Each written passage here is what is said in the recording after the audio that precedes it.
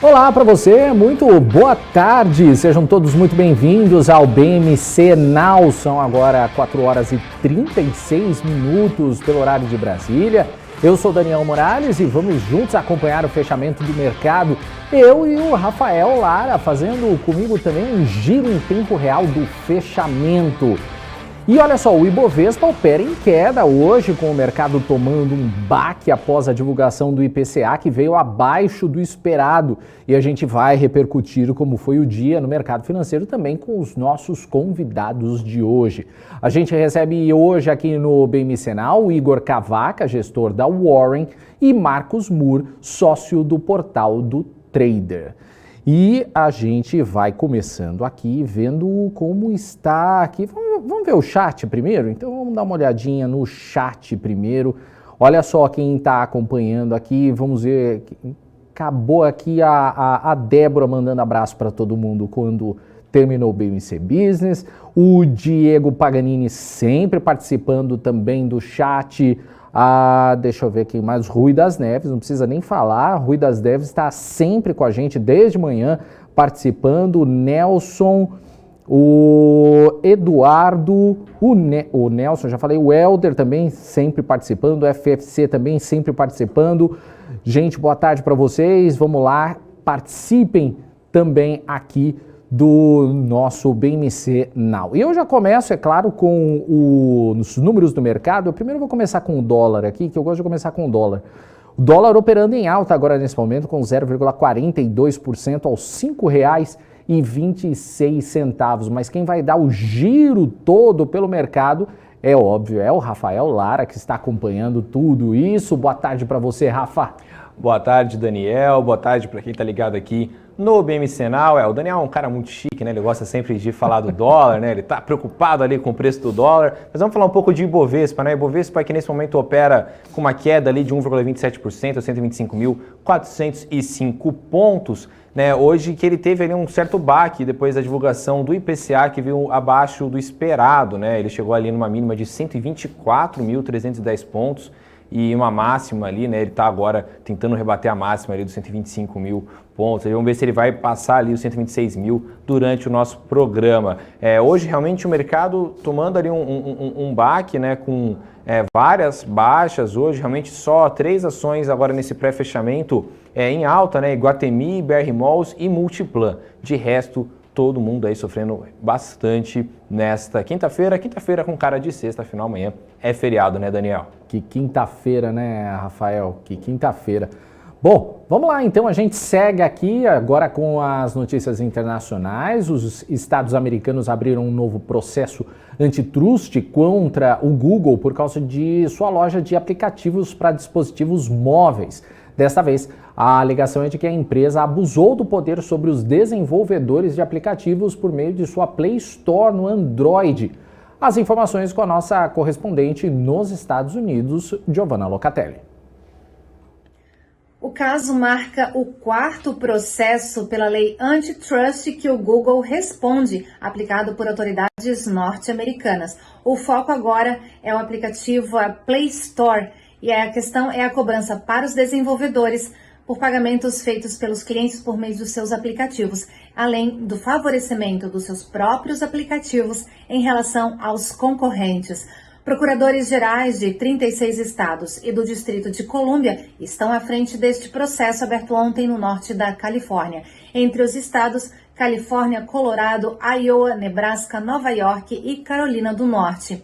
O processo diz que o Google usou táticas anticompetitivas para extrair uma comissão de 30% dos consumidores que compram assinaturas e conteúdo digital nos seus telefones Android.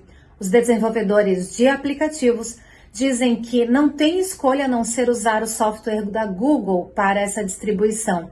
Enquanto isso, os consumidores não têm opção, porque o Android ainda é o único sistema operacional disponível em muitos aparelhos. A Google Play Store distribui mais de 90% dos aplicativos aqui nos Estados Unidos, enquanto nenhuma outra loja Android tem mais de 5% do mercado, de acordo com o processo. Outro tópico levantado é que, numa ocasião, o Google tentou atrair a Samsung, que é a maior fabricante de telefones Android, oferecendo incentivos para transformar sua loja de aplicativos Galaxy em uma marca branca para a Play Store. Google também frustrou esforços anteriores da Amazon de usar sua própria loja de distribuição no Android. Sobre o histórico de processos, a empresa enfrenta um processo no Departamento de Justiça que afirma que o Google teria usado contratos de exclusão para garantir o status padrão de seus aplicativos em dispositivos de fabricantes que usavam seu sistema operacional móvel Android. Também enfrenta uma ação judicial que envolve negócios de tecnologia de publicidade em um suposto acordo anticompetitivo com o Facebook. A terceira ação judicial diz que o Google limita os provedores de pesquisa vertical como o Yelp e o TripAdvisor de alcançar os consumidores usando conduta discriminatória na sua página de resultados de pesquisa. O processo ainda deixa um puxão de orelha para o Google, dizendo que, ao invés de produzir experiências de melhores distribuições de aplicativos para os seus clientes, o Google usa barreiras anticompetitivas para proteger o seu poder de monopólio e aumentar as suas receitas. A gente continua acompanhando esse tema. Giovanna Locatelli, dos Estados Unidos, para a BMC News. Obrigado a Giovanna Locatelli, dos Estados Unidos. E a gente segue com o BMC Now. A B3 registrou em junho alta de 14,1% no volume médio diário negociado no segmento de ações, em comparação com o mesmo mês de 2020. Mais de 37 bilhões de reais. Na comparação com maio deste ano, o aumento foi de 11,5%. Já o número de investidores subiu 42,9% em um ano para 3.826.000. O número de empresas listadas chegou a 439, alta de 12,6% na comparação anual. E os supermercados tiveram alta nas vendas de 5,32% de janeiro a maio deste ano, de acordo com o Índice Nacional de Consumo de Lares Brasileiros, que é calculado pelo Departamento de Economia e Pesquisa da Associação Brasileira de Supermercados, a Abras. Para a entidade, o desempenho positivo é reflexo do pagamento da primeira parcela do 13º salário para os aposentados e pensionistas e também por causa do pagamento do auxílio emergencial. E eu volto a chamar agora o Rafael Lara, que tem as atualizações do mercado. Fala, Rafa! Tá certo, Daniel. Bom, eu falei agora há pouco, né, sobre as 3 ações ali que estavam em alta, né? Agora, nesse momento, o gráfico aqui mudou completamente. Apenas a ação da Iguatemi em alta de 1,57%, o resto todo mundo em queda, né? A Lojas Renner ali com uma queda de 0,02%, tá ali na parede de altas, né? Pra gente ter uma noção de como o mercado hoje realmente está sofrendo um baque com o resultado do IPCA. Já entre as maiores baixas do dia, a gente tem ali CSN, Localweb, WEG, Azul, Gol, Sul América, TIM, Gerdau, as duas de Gerdau, Eco Rodovias, Toto, Semig, Ambev, Vivo, né? Todo mundo ali com uma queda acima dos 2%, né? CSN com uma queda de 4,47%, tanto CSN, Localweb, WEG, Azul e Gol com uma queda aí acima dos 3,5%, né? E esse gráfico você pode expandir até Eco Rodovias com uma queda acima dos 3%, realmente um dia muito difícil de ver assim acontecendo, né? A gente que está aqui, o Daniel agora, né, tá aí comigo aí, né, nessa semana no BMC Now, né, Daniel? Você sabe, né? O mercado, raramente a gente fala que o mercado está inteiro para um lado, né? O Ibovespa tem várias ações, várias empresas, para ter realmente um setor, né, um destino só às ações, é porque realmente foi um baque muito grande, positivo ou negativo, né? Hoje realmente o mercado sofrendo aí nessa quinta-feira, Daniel. E eu queria falar um pouco sobre a Iguatemi, né, que vai ali, né, vai avaliar ali uma possível incorporação, né, para uma controladora. Em um comunicado divulgado hoje, o Iguatemi informou que seus acionistas aprovaram a instalação do comitê para avaliação potencial de uma incorporação da empresa por sua controladora, a Gereissati Participações. O comitê será formado por 3 membros de fora do grupo de administradores, com um caráter, né, independente e sem funções executivas. Os integrantes serão escolhidos pelo próprio Conselho de Administração do Iguatemi e a proposta foi enviada aos minoritários há cerca de um mês. ali, né? Eles também colocaram uma justificativa de que a medida vai ampliar a liquidez dos papéis negociados na Bolsa, além de abrir ali um caminho para uma futura emissão de ações e captação de novos recursos com os investidores. Vamos ficar de olho aqui no BMC, né? E Daniel, hoje mais cedo, né, pela manhã, a Paula Moraes conversou no BMC News com o Rafael Figueiredo, que fez uma análise dos motivos que estão levando a Bolsa a oscilar tanto. Igual a gente bem comentou agora há pouco. Vamos dar uma olhada. Começar falando contigo aí, um tema que tem assustado o mercado, acho que hoje principalmente é esse aumento aí nos casos de transmissão do coronavírus, né? A gente já confirmando variante Delta, enfim, até mesmo em países que já tinham grande parte da população vacinada, a gente está vendo aí uma mudança novamente em relação a isso. Parece que as bolsas ali em todo mundo estão um pouquinho estressadas. Enfim, como que você está vendo isso? Você acha mesmo que está tendo esse medo da retomada, de repente ser interrompida? Paula, hoje, de fato, o investidor vai colocando no preço aí toda essa preocupação, como você acabou de colocar. A variante Delta, ela já é um alerta internacional há 2 semanas, não é uma coisa que surgiu simplesmente hoje.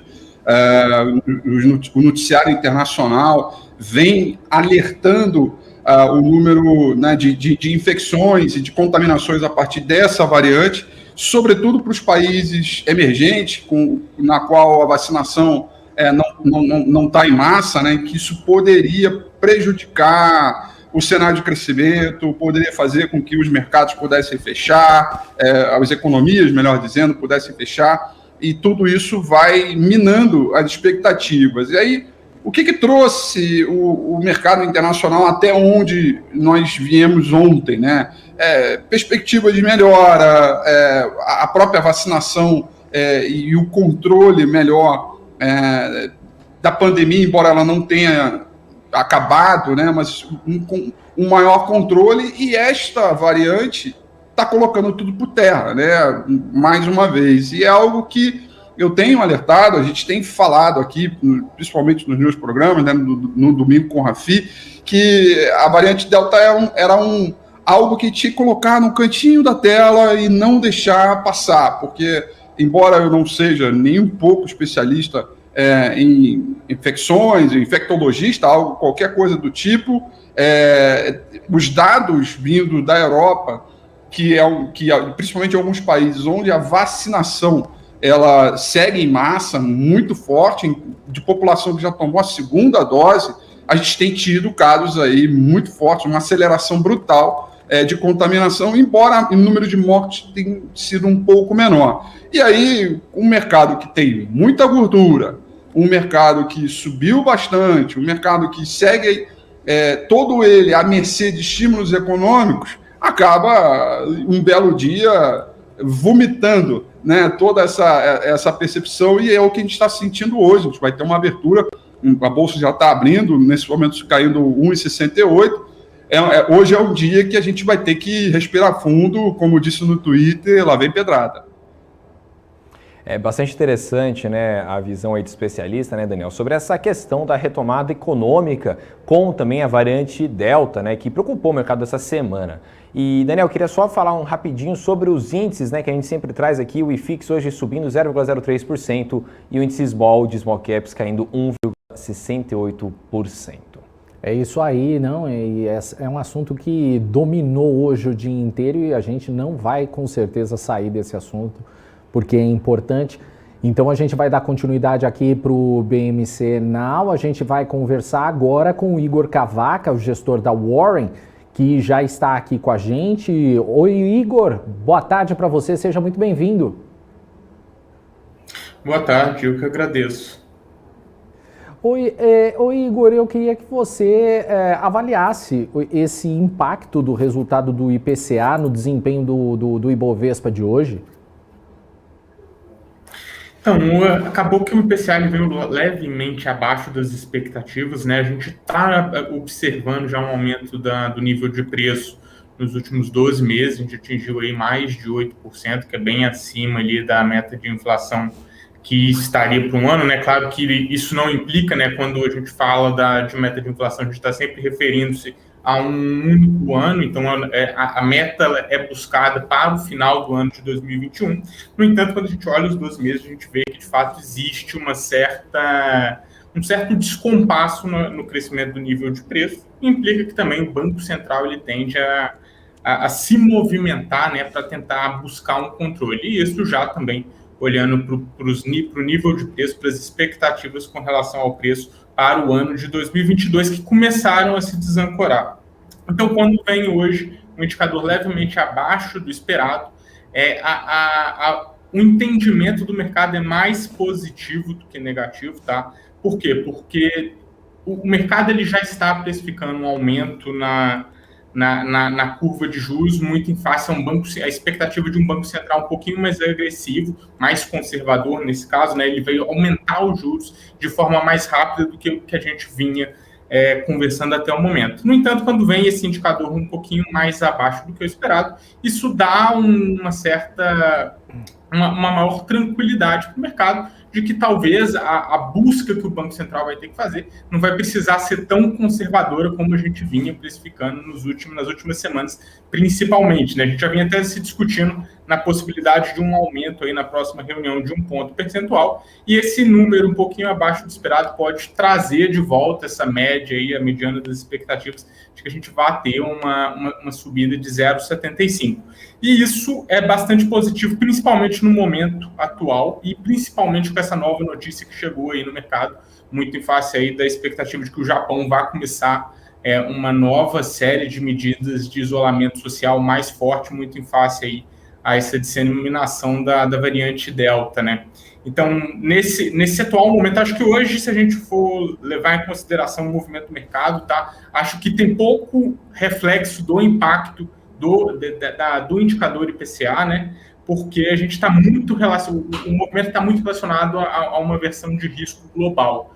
No entanto, se eu fosse trazer um pouquinho assim, do entendimento do mercado com relação ao indicador, eu entendo que foi uma relação mais positiva do que negativa, tá? No entanto, hoje eu acho que, de fato, a discussão está muito baseada aí nos movimentos que a gente viu com relação à variante Delta e também ali uma sinalização bastante diferente que a gente vinha tendo do governo chinês. A gente viu aí que a possibilidade de que o governo chinês comece a implementar uma política monetária aí mais expansionista possa significar aí que o crescimento que vinha sendo falado nos últimos meses talvez não esteja sendo conquistado, né? Então, acho que seria esse o principal movimento aí que refletiu nessa movimentação negativa aí no mundo todo.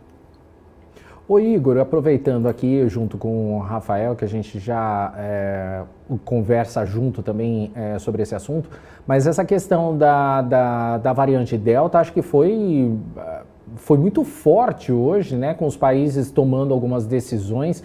Isso pegou muita gente de surpresa, né?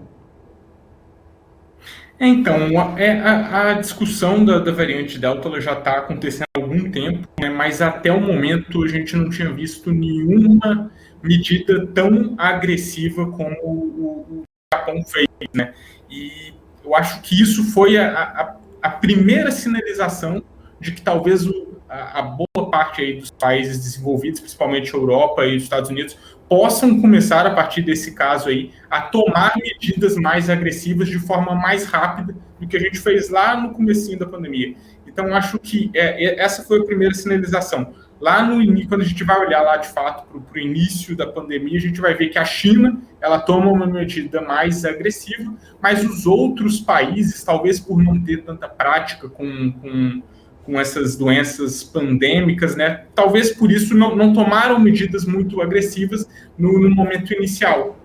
No entanto, depois dessa pandemia e também desse aprendizado que a gente conquistou ao longo do tempo, quando o mundo vê um governo fazendo uma medida muito agressiva, o que vai acontecer é que, como ocorreu esse aprendizado por boa parte dos países, é possível que a gente retome de forma, talvez aí, de forma mais rápida, toda uma gama de medidas de isolamento social mais agressivo ao redor do mundo todo, mesmo que a disseminação da variante Delta não esteja tão veloz como está acontecendo hoje no Japão. Então, acho que o movimento de hoje está refletindo esse ganho de capacidade técnica que boa parte dos países conquistaram, aí, principalmente no ano de 2020, a partir do enfrentamento aí das primeiras variantes da Covid-19. Então, por isso, essa sinalização pode ser que, de fato, a gente vá ter medidas de isolamento social mais agressivas, não só no Japão, mas que isso comece a se disseminar para o resto do mundo todo na próxima semana.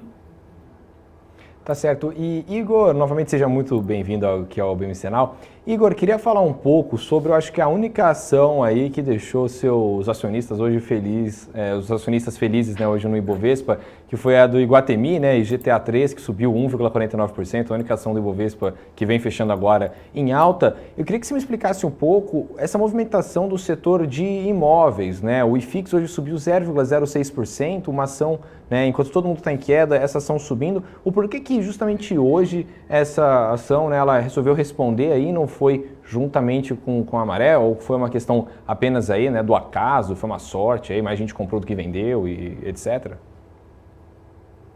Então, acho que hoje o indicador IPCA ele tende a impactar mais o setor imobiliário, né? O setor imobiliário ele passou por um período aí de bastante volatilidade a partir ali da possibilidade da reforma tributária começar a impactar de forma direta aí os dividendos.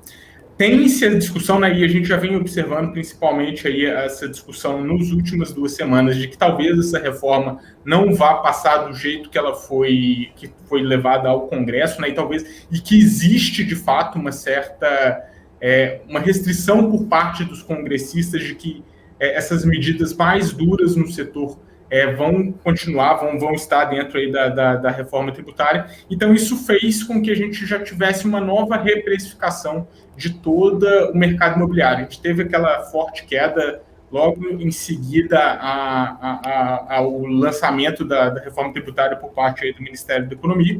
No entanto, nos dias posteriores, a gente vai ver um movimento contrário aí, a gente vai ver, de certa forma, um movimento positivo aí de boa parte do mercado imobiliário. E isso hoje, com a inflação, a gente vê uma inflação levemente desacelerando em relação ao mês anterior, é importante a gente ressaltar, mas ainda numa tendência altista, né? E isso tende a impactar aí o preço dos imóveis de forma positiva. Então eu vejo hoje um pouco desse movimento muito atrelado a gente teve uma leve saída de risco, se a gente for considerar aí uma leve redução do risco, a gente estava muito posicionado em bolsa, e hoje com esse movimento de baixa e a possibilidade de a gente ter movimentos mais agressivos, movimentos mais negativos para frente, né? A gente veio de uma tendência muito positiva para o mercado de bolsa nos últimos 3, 4 meses. Então, essa possibilidade de redução de risco pode levar, inclusive, uma parte desse fluxo para o mercado de imóveis. Eles tendem a ser impactados também por essa redução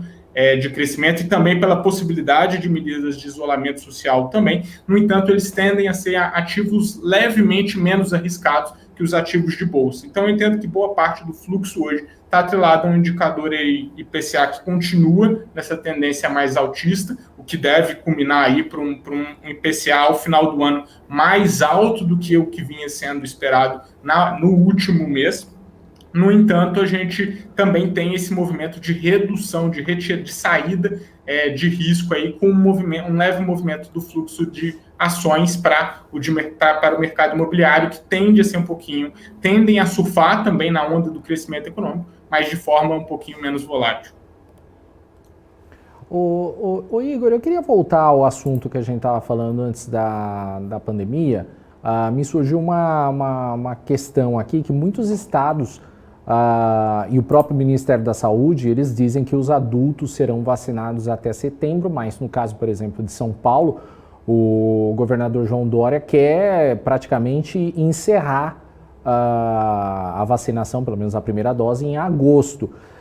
Como é que você tem visto o avanço da vacinação e os reflexos disso no mercado doméstico?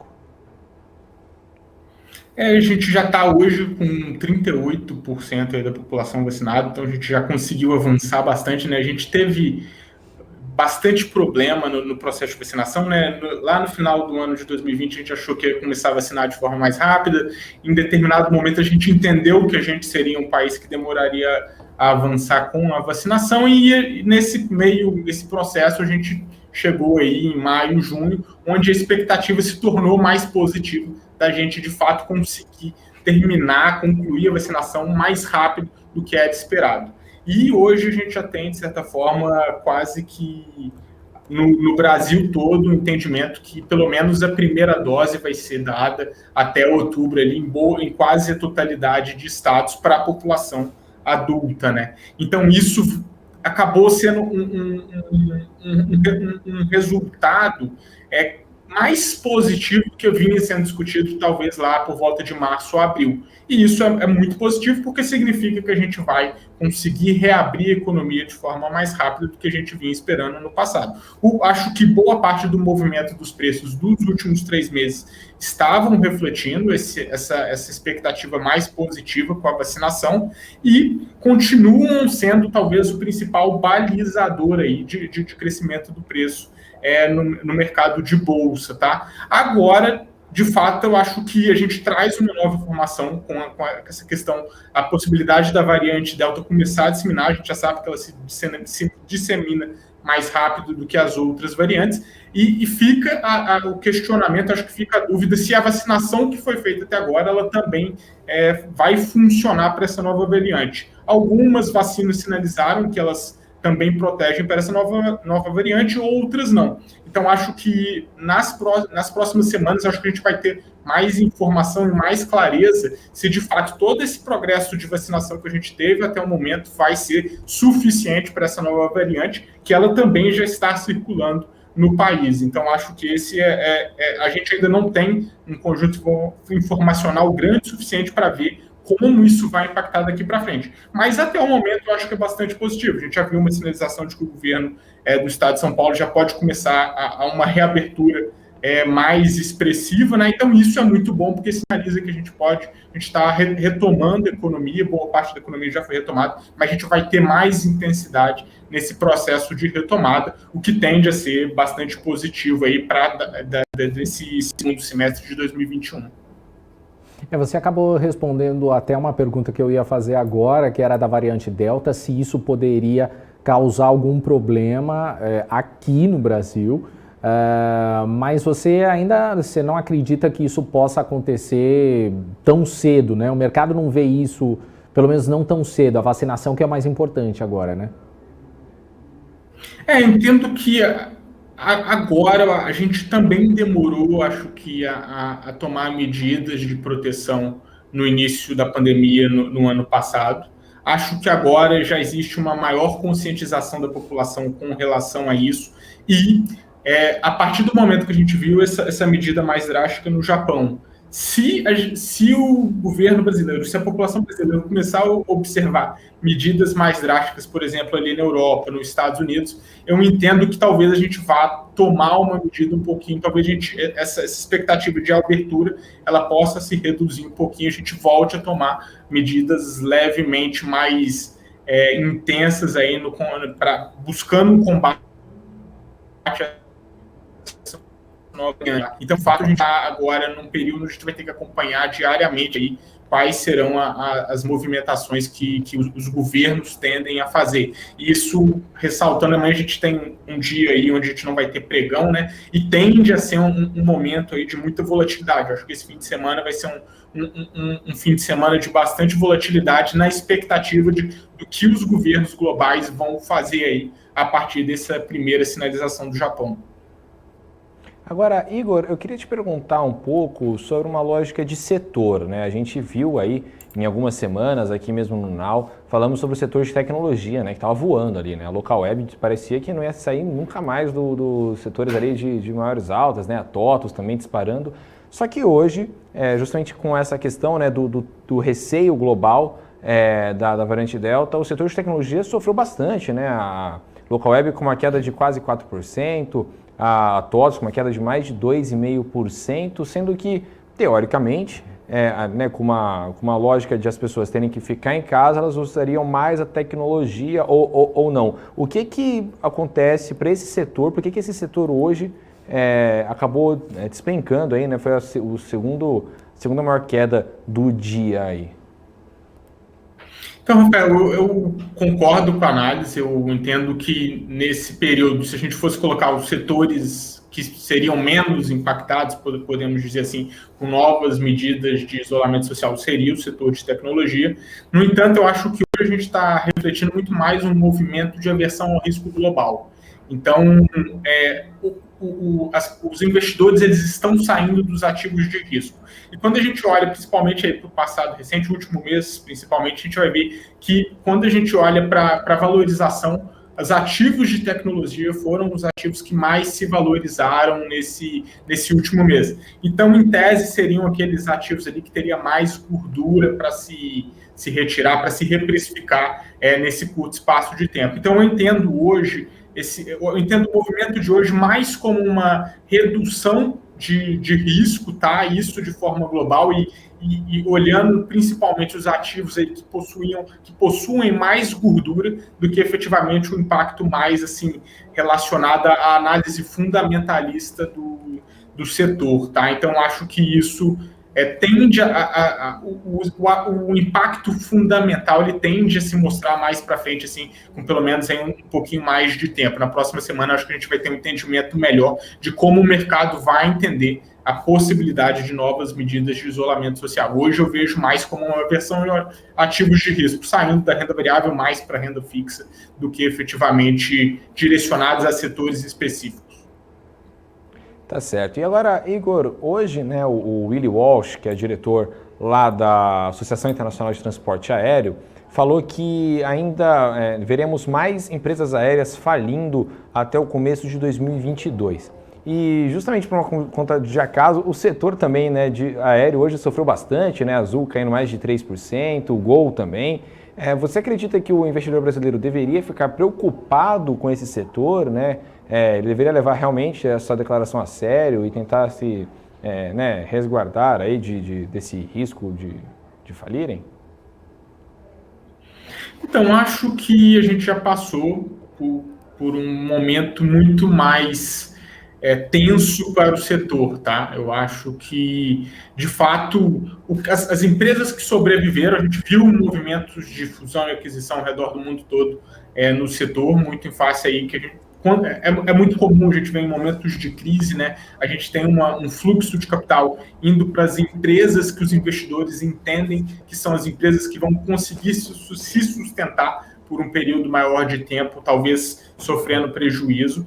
Então, o que a gente viu em 2020, eu acho que 2020 foi um teste muito importante para o setor, onde a gente já viu esse movimento aí de fusão e aquisição com as empresas que talvez não conseguissem sobreviver sendo compradas pelas maiores empresas, e que agora a gente passou já por esse período mais tenso e a gente vem observando uma retomada, principalmente no setor de turismo e aviação, uma retomada aí, principalmente nos últimos 3 meses, eu diria que essa retomada ela se acelerou, né?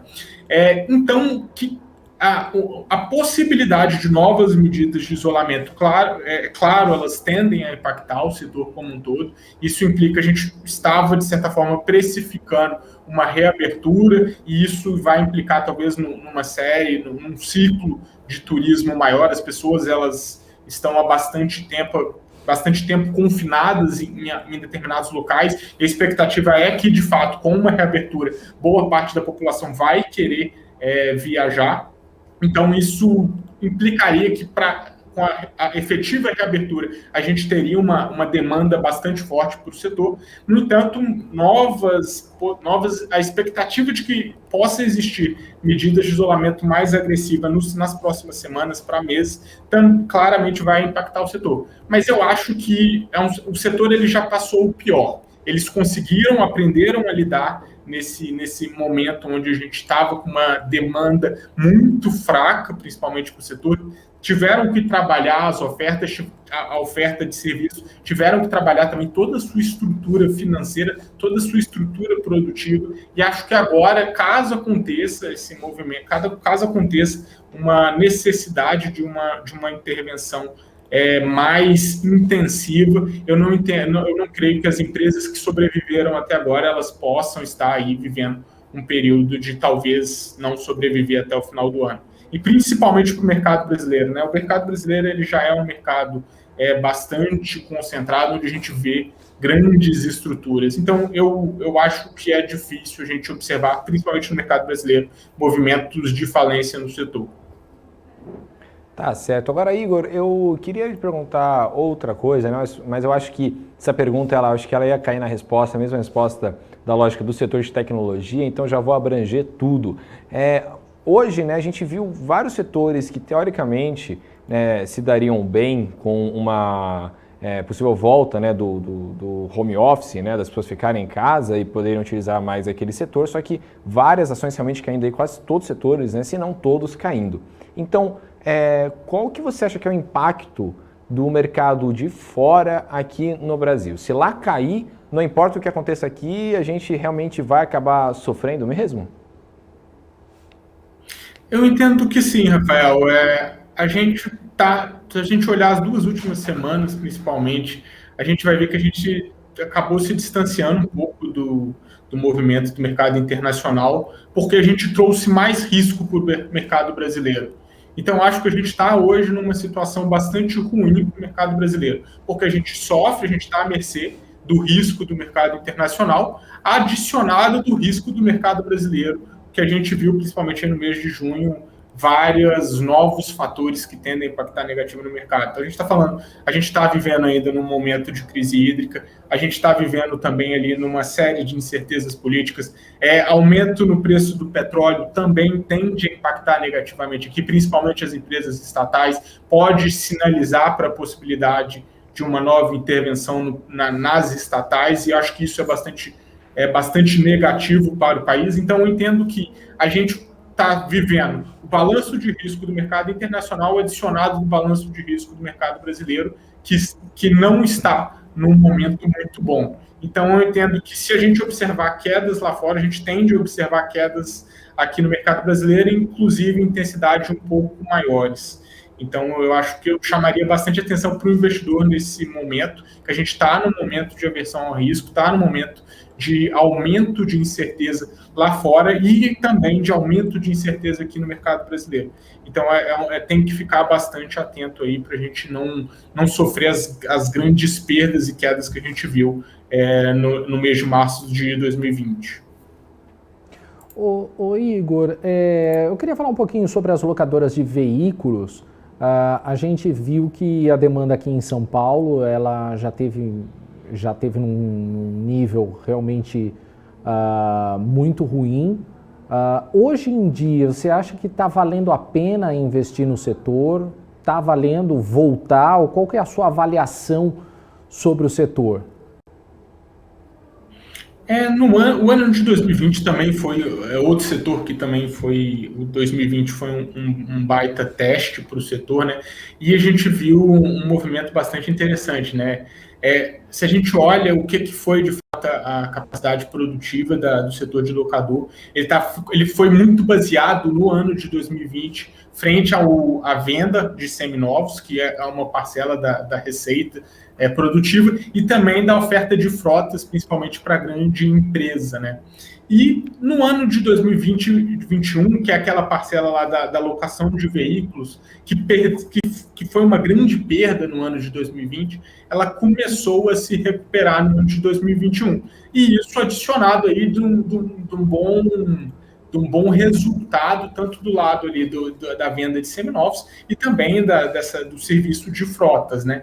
Então, eu acho que o ano, principalmente esse primeiro semestre de 2021, foi muito bom para o setor, porque mostrou que mesmo naquele período onde eles foram fortemente impactados, eles expandiram as outras formas de negócio que eles possuíam, né? E que agora a gente estava vendo uma retomada do setor lá que foi mais impactado.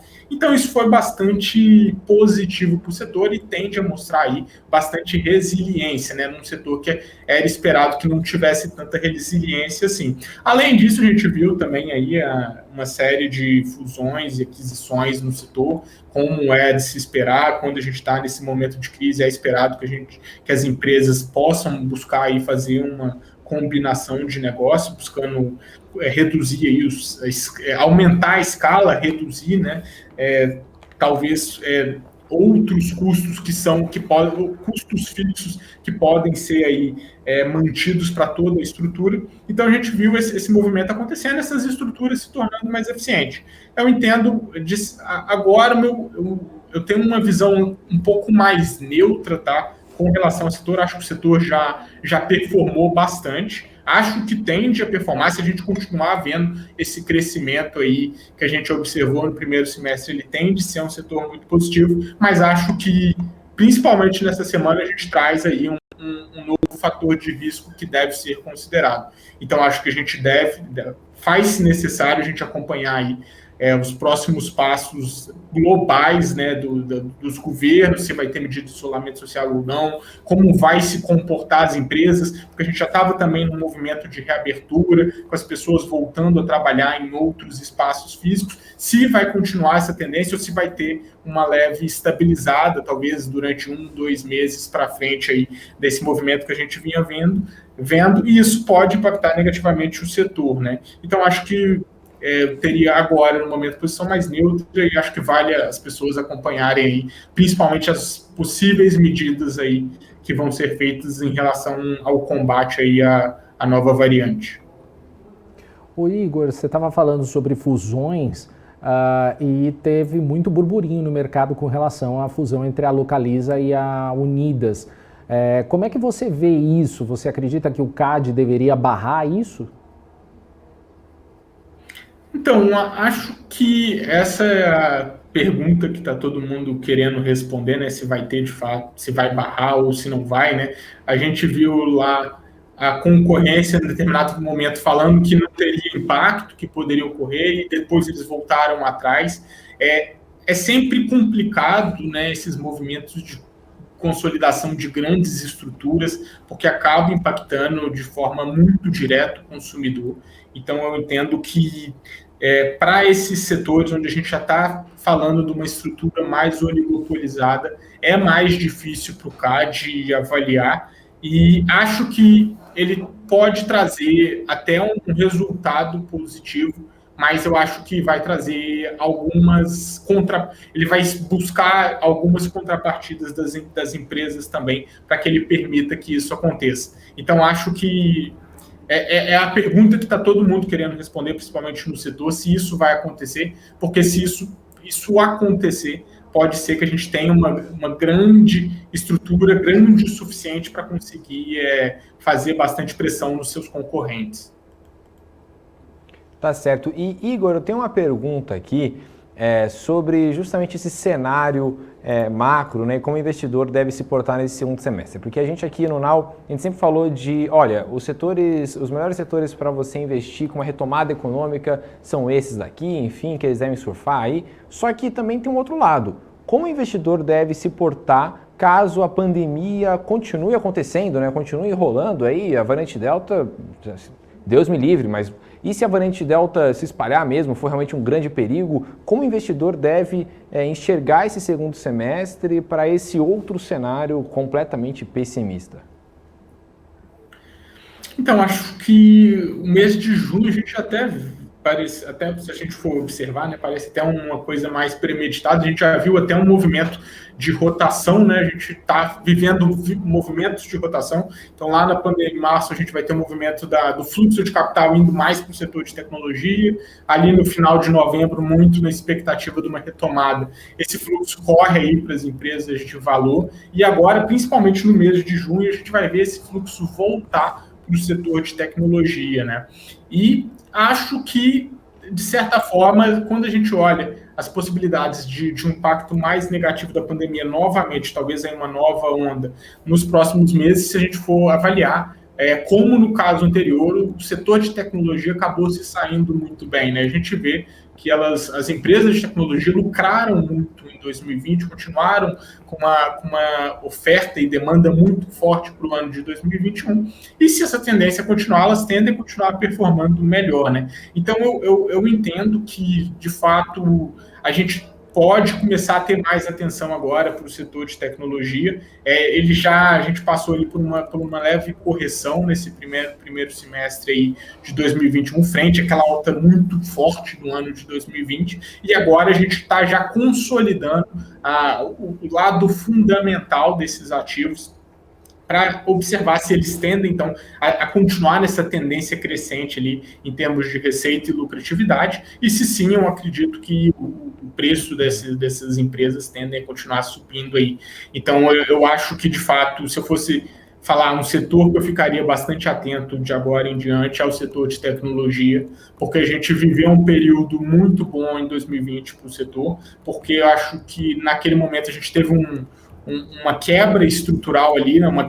As pessoas elas passaram a se comportar de forma muito diferente, e é um comportamento que ele tende a se manter mesmo quando a gente retomar todas as nossas atividades sociais que a gente tinha anteriormente à pandemia. E isso tende a impactar positivamente aí todo o setor de tecnologia.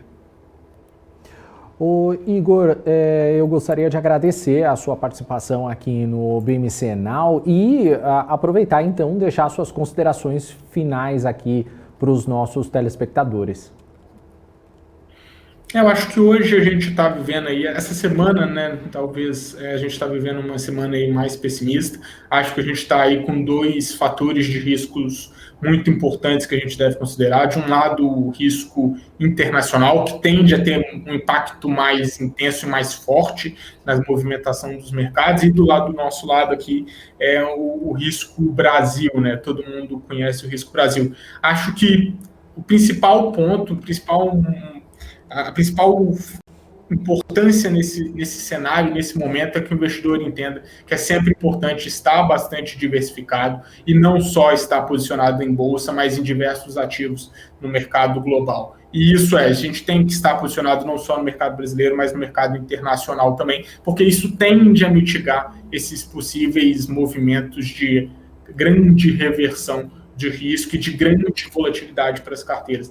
Então, eu chamaria bastante atenção, que eu acho que essa é mais um momento aí de atenção. A gente viu março como um mês extremamente volátil. Em geral, a volatilidade ela está sempre acompanhada da não expectativa, né? Agora, apesar, a gente já tem, de certa forma, a gente já tem um aprendizado, a gente já tem na memória, na memória mais curta, esse período muito negativo. Eu acho que isso tende a levar os investidores a se comportarem de forma um pouquinho mais racional, caso a gente precise fazer novas medidas de isolamento social e que vai impactar negativamente as empresas, mas eu acho que as pessoas vão abordar isso de forma um pouquinho mais racional, o que tende a impactar, tem um impacto menor no preço, né? Mas eu acho que é mais um momento da gente chamar a atenção da importância da diversificação, da importância da gente estar acessando diversos ativos e diversas regiões geográficas para nunca estar exposto a um único mercado. Eu acho que eu chamaria essa atenção. Perfeito, então, Igor, muito obrigado, então, pela sua participação aqui no BMC Now e volte sempre. Eu que agradeço, gente. Estamos sempre aqui quando precisarem. Valeu, obrigado mais uma vez. Então, a gente segue aqui com o BMC Now, são 5 horas e 23 minutos, dando continuidade aqui. A gente vai dar agora um giro com o Rafael Lara, porque, afinal de contas, são 5h23, o mercado já fechou, né, ô Rafa? Dani, realmente o mercado fechou aqui, né? São 5h22, né? 5h23, enfim. Geralmente ele acaba ali mudando um pouco até 5h30, né? Os índices, né? Porque são várias negociações, é um volume muito grande. Mas realmente, nesse momento a gente já pode falar, né? O mercado fechou numa queda de 1,25%, a 125.428 pontos. Mas olha só que interessante, né? A gente fez aqui todo o planejamento para falar que a única ação que subiu no dia foi da Iguatemi, né, que realmente estava ali subindo, e as outras estavam caindo bastante. Enquanto a gente conversava com o Igor, BR Mall subiu, foi para casa da alta do 0,5%, Lojas Renner de 0,34%, BR Distribuidora com uma alta de 0,21%, Multiplan com uma alta de 0,13%, Suzano com uma alta de 0,05% e JBS com 0,03% de alta. Então a gente pode, não sei, né, Daniel, não sei se a gente é pé quente, né, e fez as ações subirem, ou se a gente é pé frio, né, e é só para quebrar a perna aí do apresentador, mas enfim, as maiores baixas do dia ficaram ali com o CSN, Sul América, VEG, Local Web, né, também a TIM, as duas de Gerdau, Azul, Eco-Rodovias,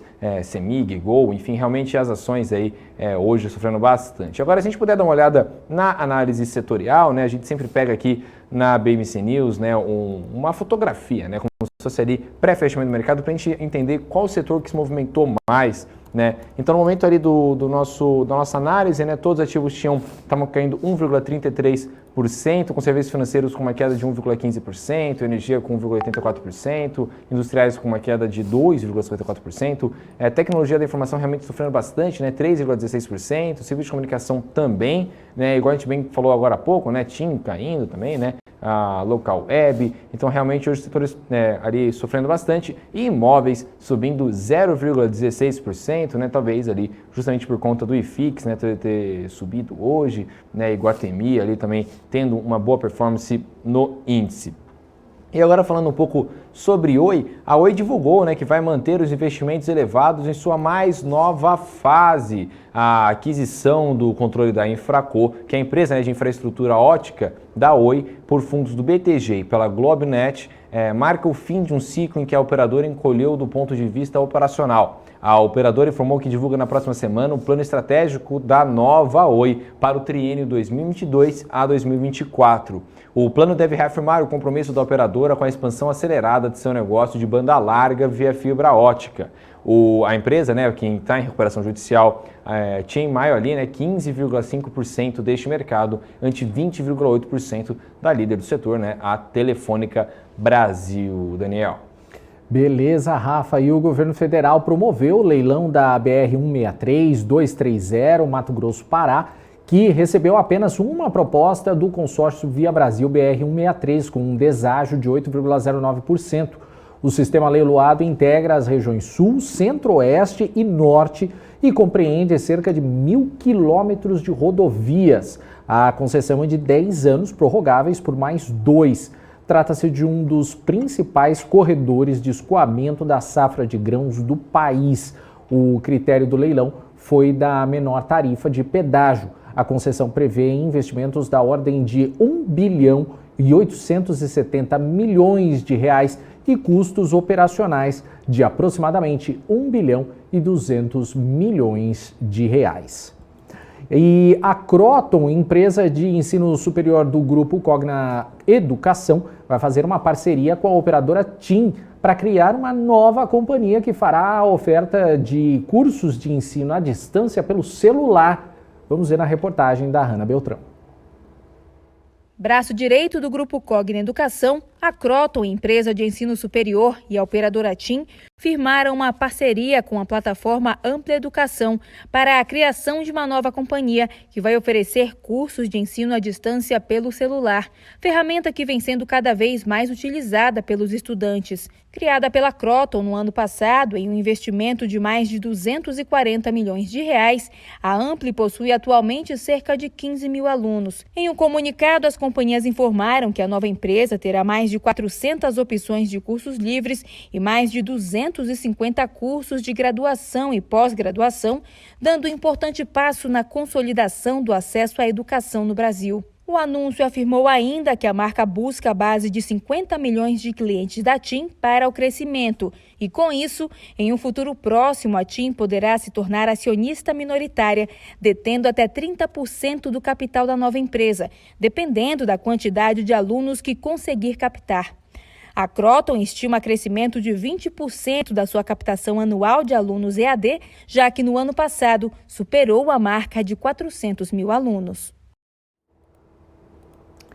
Bom, e a gente agora vai dar continuidade ao nosso BMC Now, porque agora a gente conversa agora com o nosso segundo convidado do dia, o Marcos Mur, que é sócio do portal do Trader.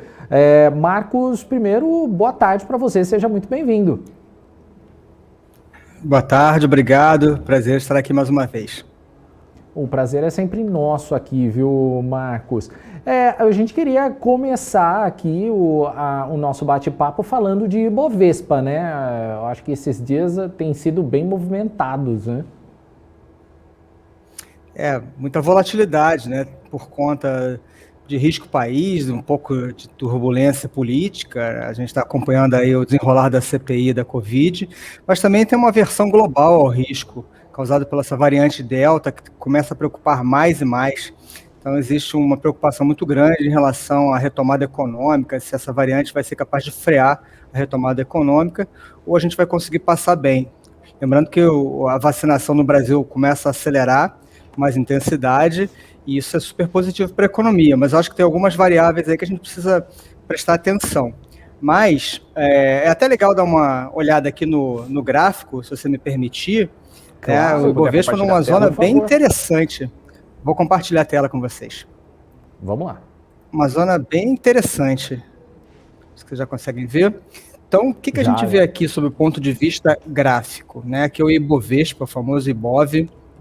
A gente vê uma marcação de um topo histórico, a máxima de todos os tempos, o high, em 130.700, 800 pontos, mais ou menos. A gente vê um zigue-zague descendente, a gente chama de pivôzinho de baixa, mas até aqui tudo bem por mim. Esse zigue-zague descendente preocupa menos, porque parece que segurou em cima de uma antiga resistência rompida, aqui nesse topo, formado lá em janeiro, que agora serve como suporte. Esse é um dos conceitos da análise técnica. Então, se segurar, hoje chegou a perder, dá para olhar aqui uma pequena sombra inferior nesse candle, perfurando esse patamar, na casa dos 125 mil pontos, mais ou menos, mas voltou a subir.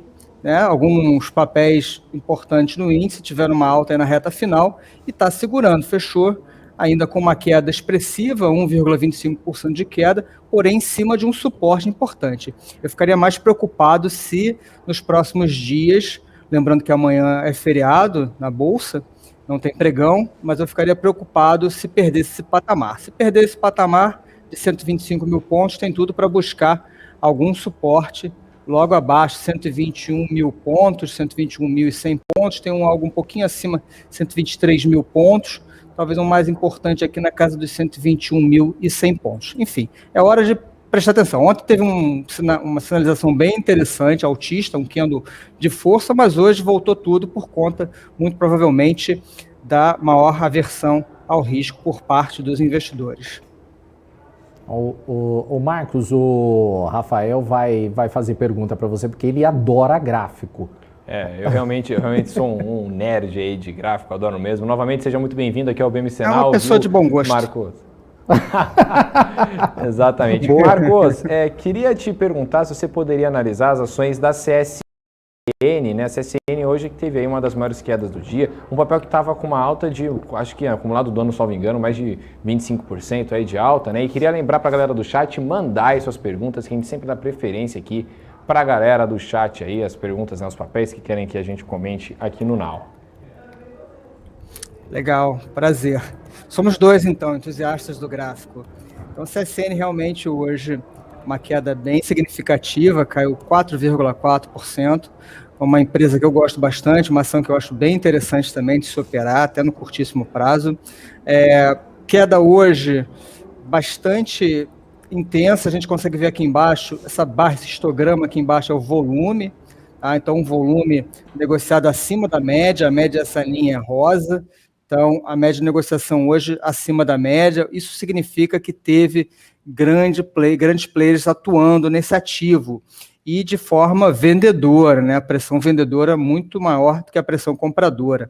Já começou o dia abrindo com um gap de baixa, tem um espaço pequeno aqui sem negociação, se contar o fechamento de ontem para a abertura de hoje, tem um gap bem grande, da casa de quase 3% de gap. Já é um sinal baixista, esse gap de baixa. E esse volume negociado acima da média preocupou ainda mais. Eu acho que é um ativo difícil de operar no momento. Se a gente olhar um prazo um pouco maior, a gente vê aqui topos e fundos descendentes, essa ferramenta que chama detector de topos e fundos, o T de topo e o F de fundo, a gente consegue ver topos cada vez mais baixos. E aí começou a formar um fundo aqui, pode ser considerado um novo fundo um pouco mais alto, já fiquei mais empolgado. Ontem chegou a romper um topo, ou chegou bem perto desse topo aqui, mas hoje uma sinalização bem baixista. Eu no momento, eu acho, para mim, é hora de ficar de olho. Algum sinal mais altista eu posso pensar em compras, mas por enquanto eu fico bem receoso de entrar nesse papel. Tá certo. Agora a galera aqui no chat, né, mandando bastante pergunta. Vamos então pela ordem. O Lambert Souza, que sempre está aqui com a gente, perguntando se você pode analisar SHU 4, né, o papel da Schultz, uma small cap, né? SHU é considerada small cap. Sim, no small cap ela é bem interessante, uma performance bem altista no ano, mostra uma pressão compradora nos últimos tempos bem relevante. Agora, nos últimos tempos, num prazo mais curto, eu vejo uma lateralização em cima de um suporte formado por um fundo aqui na casa, finalzinho aqui de maio, meados para o fim de maio, e está se aproximando desse patamar. Mais uma vez, me parece um momento de decisão. Tá? Eu acho que é um papel que, se fizer algum sinal altista, um candle de força, um candle altista, alguma coisa nesse patamar, eu pensaria em compras. Mas, por enquanto, eu não vejo nada que me chame a atenção. É o famoso, na análise técnica, né, a faca caindo. Então, eu gostaria muito de ver testar esse patamar de 9,70, 9,75 e formar um candle mais altista. Esse é um papel, só para fechar, esse papel é um papel que no semanal ele estava bem interessante também, né? Um papel que mostrando muita força desde o início do ano e agora numa correção normal dentro do gráfico semanal. Então, para quem gosta de prazos mais longos, olhar o semanal é importante também. Tá certo. Bom, dando uma olhada aqui no chat, né? Bastante gente participando. O Wallace Lara participando aqui. Boa tarde, pessoal. Estamos juntos. Um beijo pro grande Wallace Lara, viu? Grande repórter, viu? Admiro bastante o trabalho dele. Pra grande Daniela também, esposa dele. Pessoa fofa, super gentil. Bom, vamos lá. O Lucas de Oliveira aqui perguntando se você pode analisar Eneva pra gente aqui, por favor. Vamos lá, estava olhando o chat aqui também, já tinha pulado, não tinha visto a pergunta do Lucas, eu estava na pergunta já em seguida do Bruno. Vamos olhar então a Eneva e depois a gente olha a Embraer, seguindo aí o chat. Estou de olho aqui, olho no peixe, outro no gato. Então, Eneva, Eneve 3, fez um sinal bem interessante ontem, um candle de força, e hoje um candle mais baixista, né? Quase tudo hoje caindo, né? Poucas ações tiveram desempenho positivo, com perdão do trocadilho, positivo, que não é uma blue chip, se não me falha a memória, eu acho que ainda não é uma blue chip, mas positivo é um dos ativos que estava performando hoje de forma positiva, de novo trocadilho, mas estava subindo 3%. Né? A gente tem aqui esse recurso aqui dessa plataforma gráfica que eu vejo as maiores altas, não necessariamente são do Ibovespa, né? Então tem aqui positivo, Elemídia, Pets, Iguatemi, sim, Ibovespa, tem JBS, BRMOL, sim, mas positivo estava bem altista hoje ainda, né? Uma das maiores altas do ano. Mas voltando à Eneva, a gente consegue ver um teste aqui desse patamar, nesse fundo, mais ou menos aqui nessa casa dos 16,90, 16,85. Chegou a perder esse patamar, ontem se recuperou, uma alta expressiva de 4%, e hoje um dia mais de correção, seguindo aí o resto do mercado. Eu acho interessante esse ativo. Eu acho que está junto de uma zona de suporte. Não andou muito ainda, andou ontem, mas hoje já teve um recuo, deu chance dos atrasados entrarem. É um papel que eu vejo com bons olhos, por um trade de prazo curto.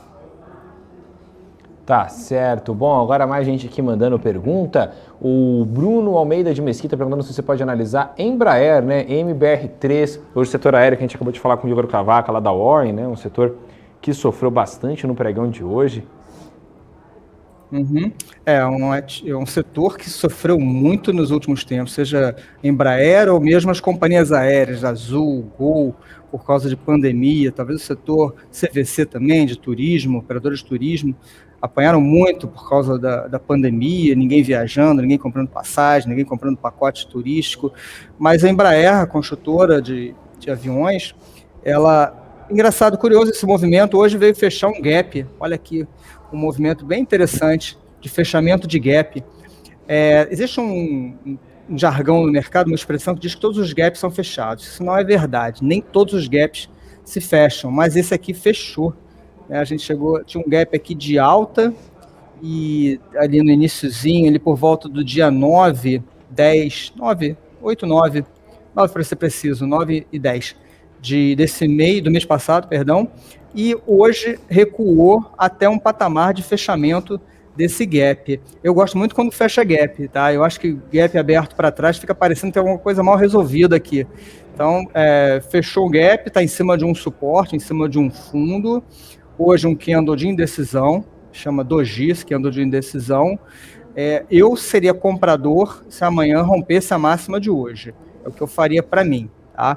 Lembrando que não é um call, obviamente, né? Eu não sou analista, já fui, mas não sou mais analista, então tem é como eu opero. Então, para eu entrar nesse ativo, na ponta da compra, eu gostaria de um sinal mais altista, que seria amanhã rompendo a máxima de hoje, né? O candle de hoje é um candle de indecisão.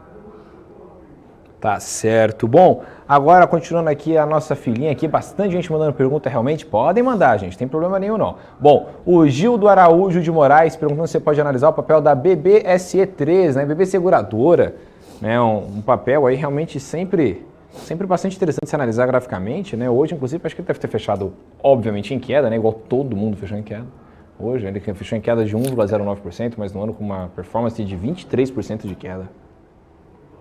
Um papel que apoiou bastante também nos últimos tempos, especialmente no finalzinho do mês passado, ali por volta do dia 22 em diante, vem numa queda bem aguda, desde aquele patamar caindo 11%, então realmente, e caiu em linha reta, né? A gente não consegue ver nenhum zigue-zague descendente, caiu que nem um tijolo, fez no meio do caminho um candle mais altista no penúltimo dia do mês passado, continuou caindo.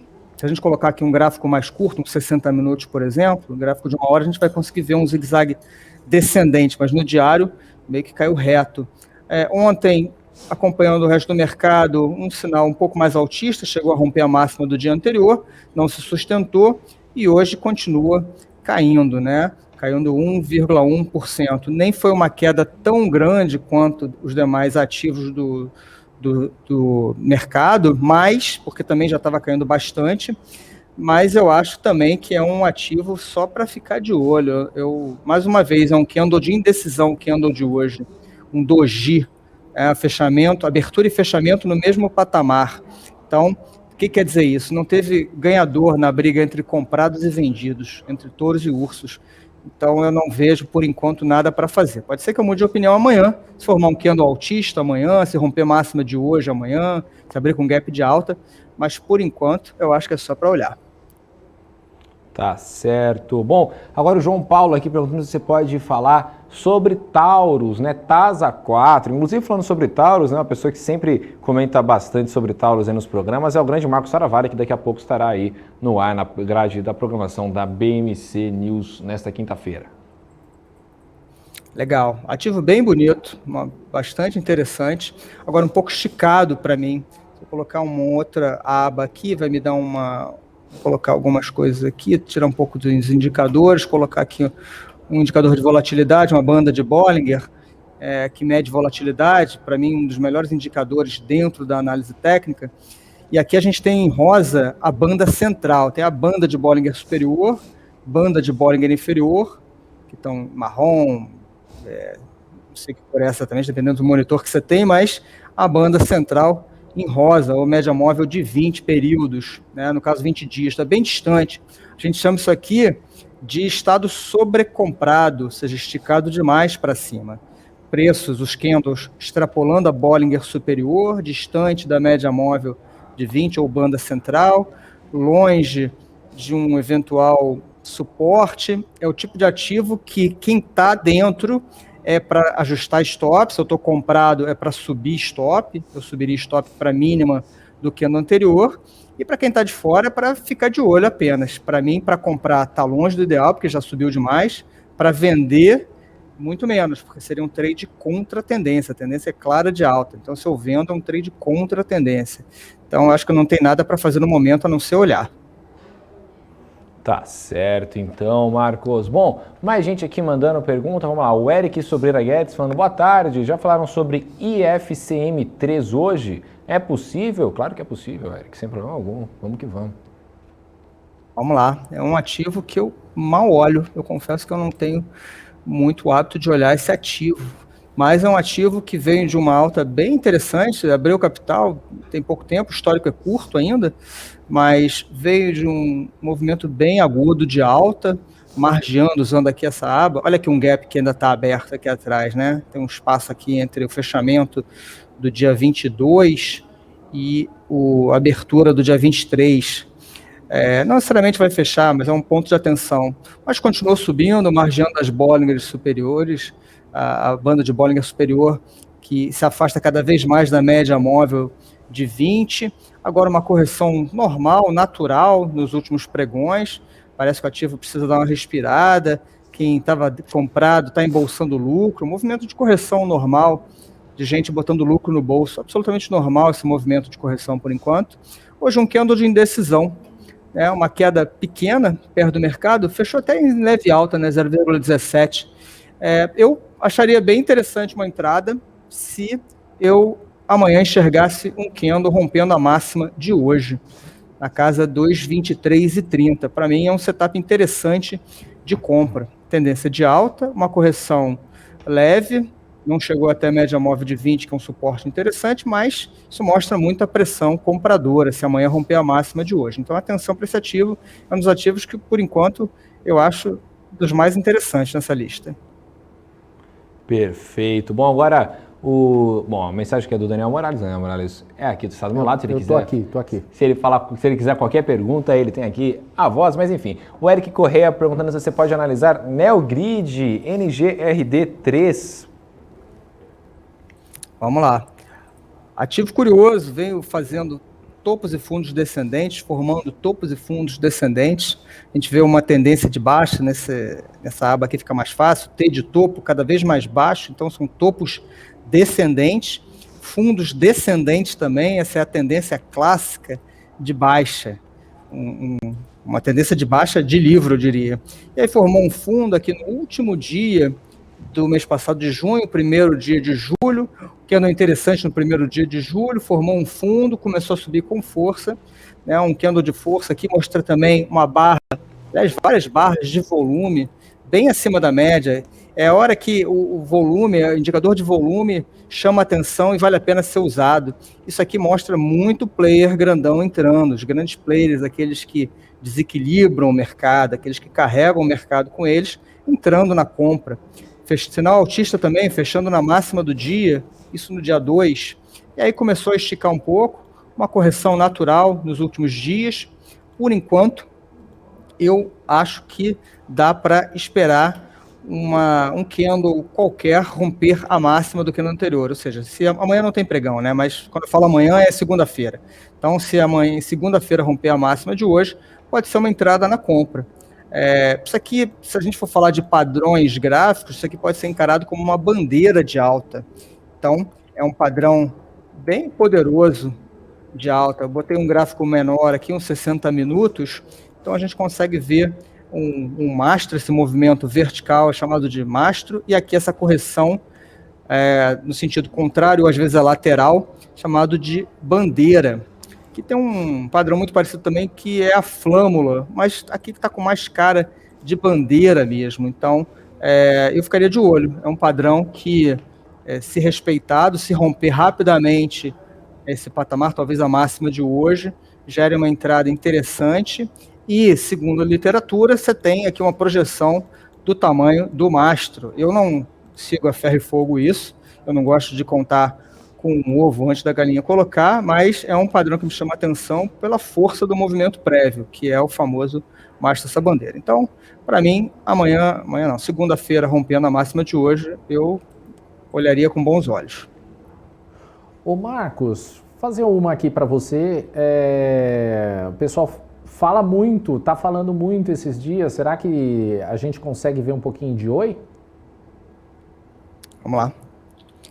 Oi, BR3. Vamos ver o IBR3.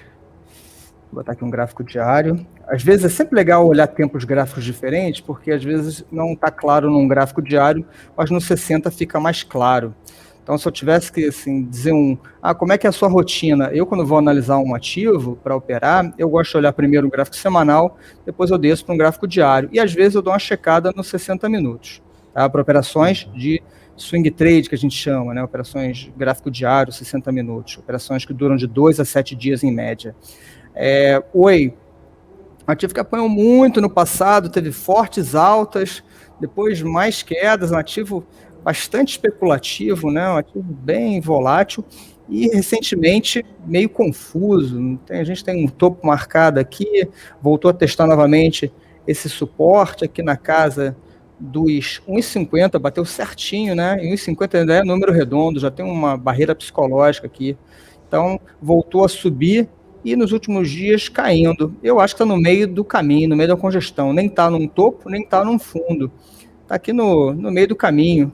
Então, eu gostaria de algo mais conclusivo, gostaria de repente, testar novamente esse fundo em 1,50, formar um candle de reversão para alta, para pensar numa compra. E acho que, pensando num prazo um pouco mais longo, eu acho que está no miolo de uma congestão, um range aqui entre 1,50 e 1,65, então pode ser que fique trabalhando no meio desse range por um tempo e vá andar quando romper, e só quando romper, 1,65. 1,65 eu acho que é um patamar que, se rompido, me deixaria mais confiante. Beleza, Marcos. Bom, agora mais gente aqui mandando pergunta, a galera realmente bastante engajada nessa quinta com cara de sexta. O Bruno Almeida de Mesquita falando, se não for abusar muito, vocês poderiam analisar mais uma, a Cezan 3, né, Cosan 13, ainda mandou um RSRS. Você gosta? Ô, Daniel, você usa haha, kkk ou RSRS no seu WhatsApp? Não, isso é coisa, é muito cringe. É cringe. É cringe. Eu já não sei mais o que usar, eu fico sempre na dúvida. Depois que eu descobri, segundo as minhas sobrinhas e minha filha, que colocar aquele sinal de positivo, né, aquela mãozinha de positivo, aquele dedo polegar para cima, não se usa mais, né, que tem outra conotação hoje em dia, eu já não sei o que fazer. Nem mas, eu, agora eu fiquei confuso. Não, mas a gente pesquisa depois, porque ainda são 5h50. Não tire as crianças da sala, deixem elas aí para observar uma excelente análise técnica. Vamos embora. Vamos lá. Mas sendo cringe ou não, eu acho que esse ativo aqui está interessante. Fez fundo, começou a subir, agora numa lateralização, mas hoje o papel caiu pouco, caiu 0,3. Então, eu acho que é um papel assim, meio que andando um pouco de lado nesse momento. Se eu colocar aqui um gráfico mais curto, talvez a gente veja uma possibilidade de um rompimento de resistência interessante. Pois é, tem aqui, para mim, um patamar de 24,80 que, se rompido, vai abrir espaço para maiores altas. Então, nesse momento, eu ficaria só de olho, tentando enxergar esse rompimento. 24,80, 24,85, eu acho que é um patamar para se pensar em compras realmente. Porque o medo é você entrar num ativo desse e continuar lateralizando muito tempo, né? Nem é estopado, nem desenvolve. Isso, para mim, é muito pior do que ser estopado no prejuízo. Eu acho que é um cenário que é um pesadelo de qualquer trader, é ficar andando de lado. Nem bate no seu objetivo de gain, nem bate no seu loss. Então, fica ali, tem um custo de oportunidade, isso gera muita ansiedade junto aos traders, né? Então, para tentar evitar esse tipo de coisa, 24,80 eu acho que seria um patamar de rompimento bem interessante para uma entrada. Perfeito, Marcos. Bom, vamos lá, vamos continuar aqui, que são 5h52 e até onde der a gente vai fazendo a pergunta aqui da galera. Bom, a Virlange e seus amores perguntou, boa noite, por favor, vocês poderiam analisar CPLE6, Copel? Vamos lá. Setor elétrico. Obrigado, então pode ser Overlange também. Sim.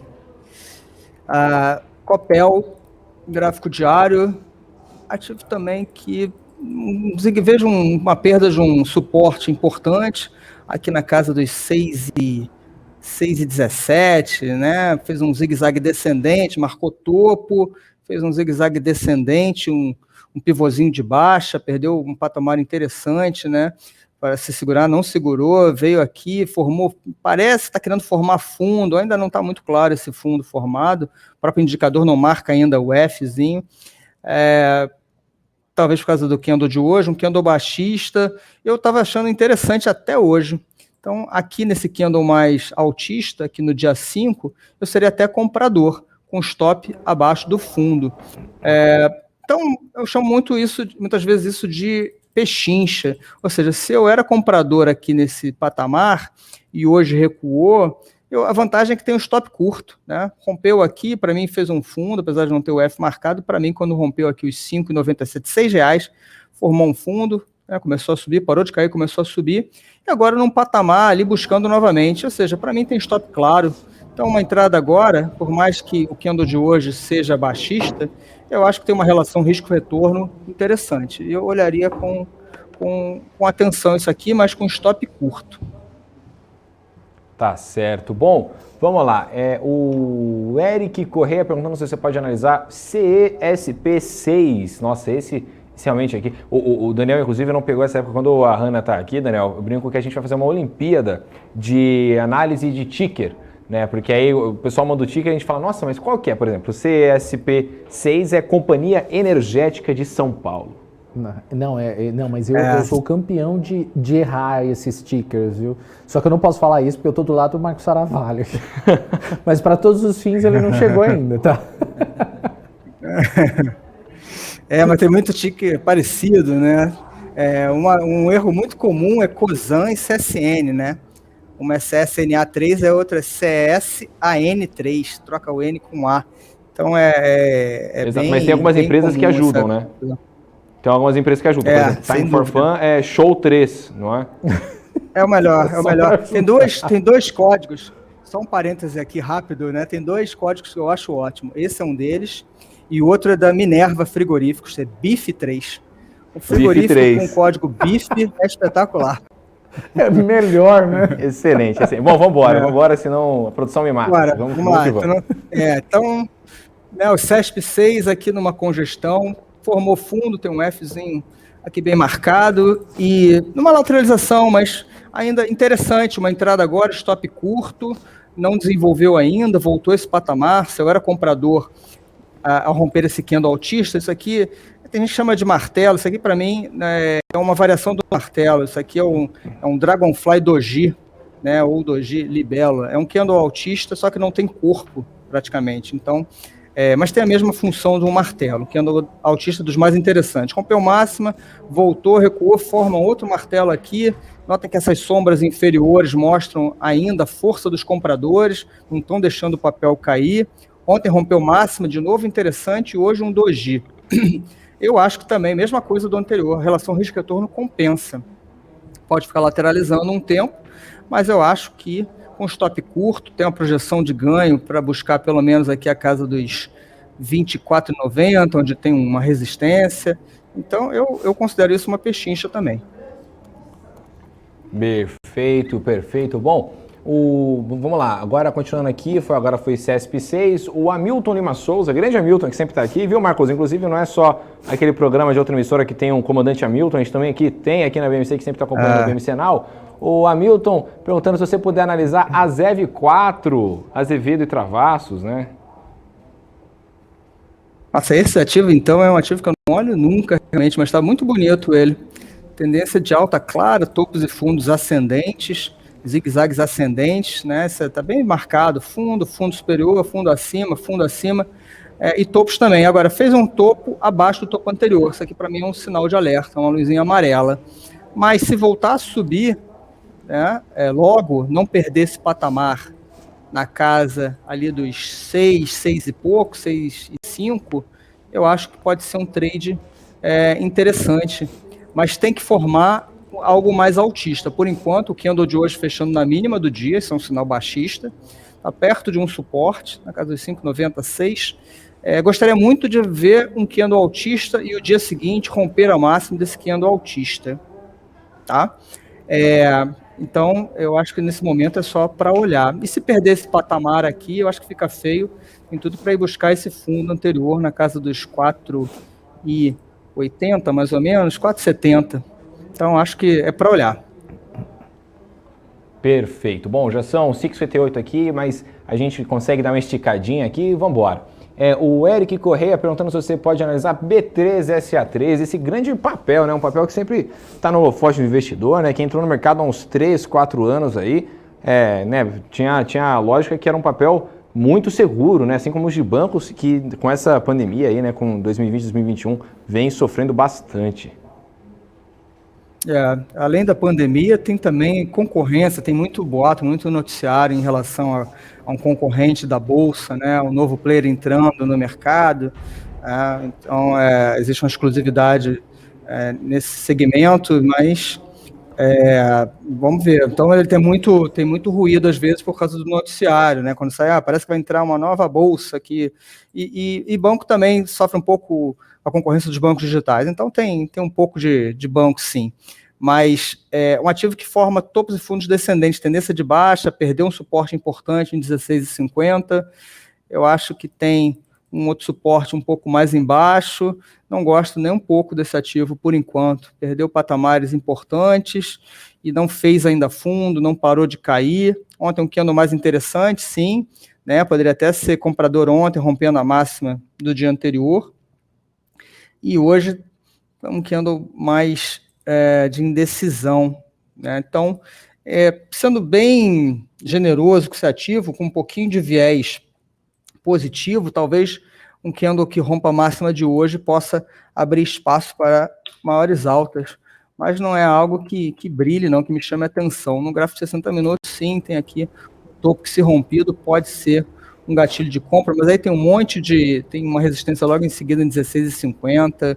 Graficamente falando, acho que 16,30 rompendo pode ser uma entrada, mas pensando logo em barreiras à frente, né? Um papel para ficar atento em relação a isso, de repente fazer realizações parciais, tem que pesar também se a relação risco-retorno compensa, enfim, não é dos que mais brilharam, não.